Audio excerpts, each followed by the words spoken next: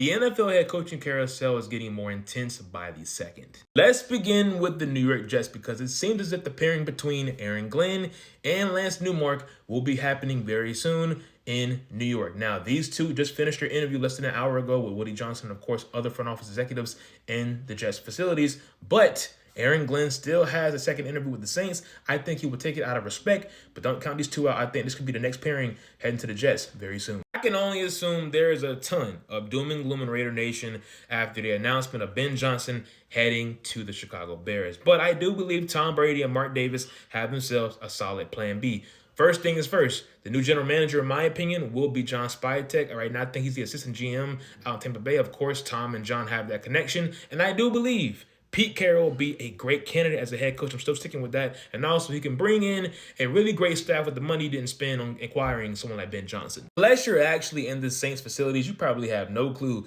what is actually going on with their current head coaching search, right? We've heard Matt Kafka, offensive coordinator currently for the Giants. Disgusting. Joe Brady will be nice, right? But you can't interview him until after the AFC Conference Championship for a second time. You have Mike McCarthy potentially. And yes, you can still interview Aaron Glenn, but it seems as if he is heading to the New York Jets. From what I've been reading as a Jaguars fan, it seems as if they have their plan A still in sight with Liam Cohen as their next head coach. And Ben Johnson was actually their plan C, whereas Robert Saleh is their plan B. Not really feeling that at all, but hopefully Liam is the hire. You can potentially bring in Robert Saleh as a DC/assistant head coach, and maybe even someone like Patrick Graham and Robert Saleh ends up going to the San Francisco 49ers. And lastly, we have the Dallas Cowboys. Now, I've seen Brian Schottenheimer news. Don't do it, Jerry.